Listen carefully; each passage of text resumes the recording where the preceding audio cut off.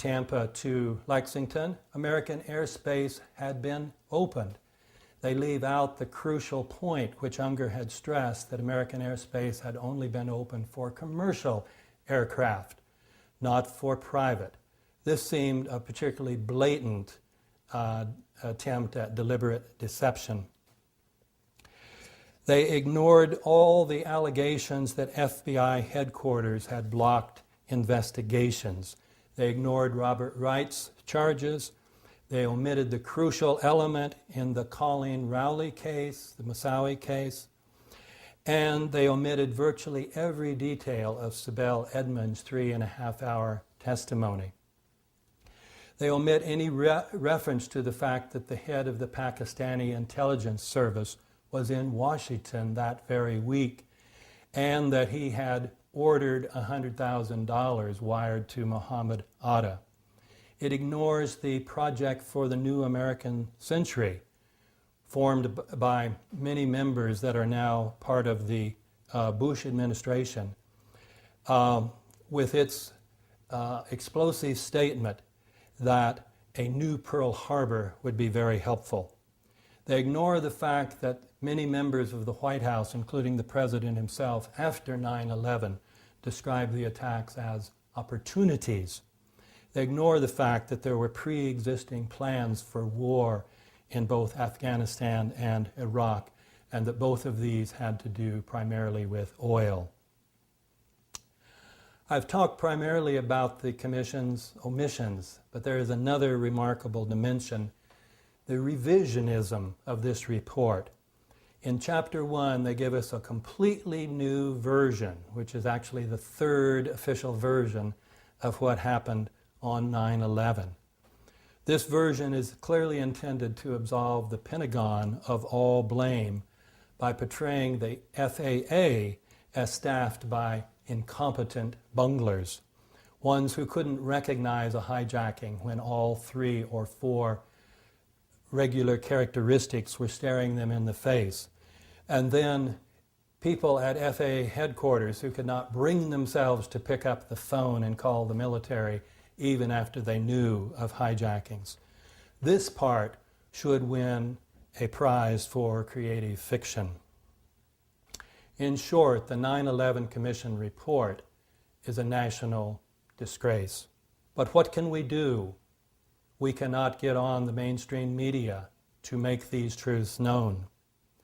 Probably we need to organize massive protests, massive enough to force the mass media to pay attention.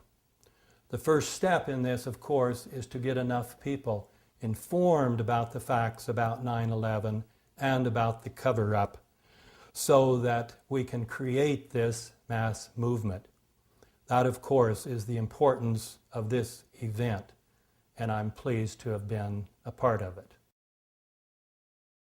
You know, the plan to go to Iraq was in place right after Bush was inaugurated, and you know his cabinet tells you everything about what their interests are because they're all oil people, and essentially the way that you have to look at the Middle East via this lens of the plan for a new American century is this.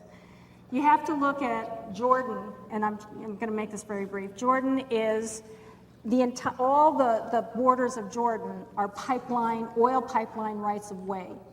Gulf states, Iraq, Saudi Arabia, etc., those are oil reservoirs. And Israel, Syria, and Lebanon, those are pipeline terminals. So if you look at it that way, you can see, and you know, all indications right now is that we're headed for Iran. So if you look at it just as I've described it, you really get a sense of why this was so important for them to do, even on the back of this horrific tragedy. It has been astonishing, as I imagine many of you agree, that since 9/11, it has taken 3 years just to even get a baseline establishment of what the government's position is on what happened. For the first year or two, we didn't even hear answers to what happened, when, and how. Now things are finally trickling out due to the commitment of, say, widows and other relatives of those who were killed on 9/11. So we have an administration which has shown itself to be incredibly opportunistic and unwilling to open the door to discussion about how they acted before and during 9/11, which means that many, many people, like Paul Thompson and others, have had to do all this legwork themselves. And the media has been rather quiescent.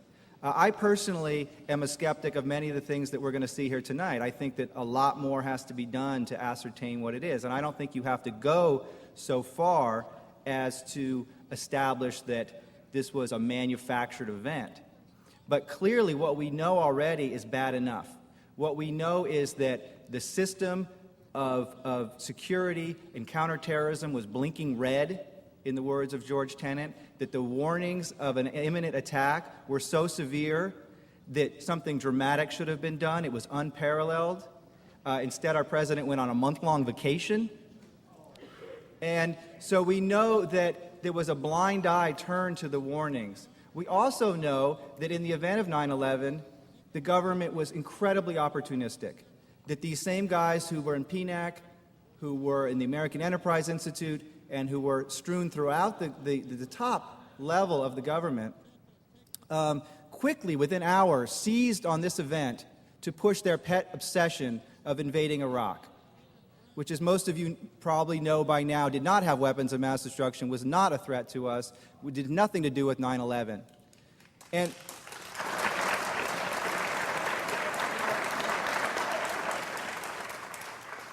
And I'll just end by saying that 42% of Americans in a poll taken this week still believe that Iraq had something to do with 9/11.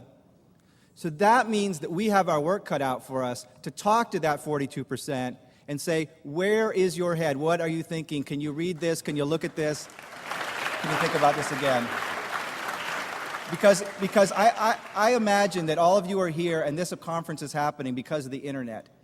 20, 30 years ago, you could not have had this level of response to an event like this without the media taking part. You guys are all part of the media now, and you can all have enormous power by using that and talking to people.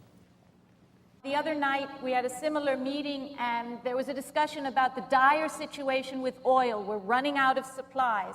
I want to know if the people on this panel think that there's a solution, since we're so dependent on oil.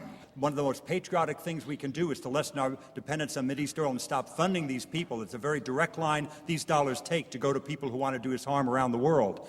And a hybrid vehicle, it cost me $95 from LA to Pittsburgh. You can't buy a Greyhound ticket for $95 LA to Pittsburgh. It gets 60 miles per gallon. I have an electric car. I drive around LA that's charged by the sun. I've owned a windmill since 1985, putting out many homes worth of clean power. So these technologies exist. It's just another way of doing things. And guess what? There's jobs making hybrid cars and solar panels and electric cars and all those things too. And good jobs.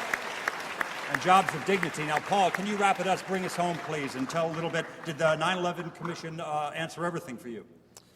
At least a dozen countries tried to warn the United States.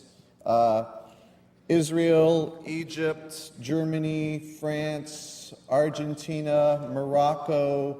The list is quite long. And there isn't a single mention of any of those warnings from foreign governments in the 9/11 Commission report, even though these were reported by the New York Times, Washington Post. So you can see that even in some of the most basic facts are not in the 9/11 Commission's report. So we cannot trust the report, in my opinion, really whatsoever. There have been a great number of omissions. In fact, more than we have time for. We're about to look up a few of the big ones. You may recognize the 9/11 Commission report. I'm going to read you perhaps its most astounding confession on page 172. The U.S. government has not been able to determine the origin of the money used for the 9/11 attacks. Ultimately, the question is of little practical significance. Isn't that interesting? Doesn't it matter who paid for 9/11? It also says, the 9/11 Commission report, similarly, we have seen no evidence that any foreign government or foreign government official supplied any funding. And I think we've discovered Rule 1 of the 9/11 Commission: don't follow the money. Dr. Bob Bowman.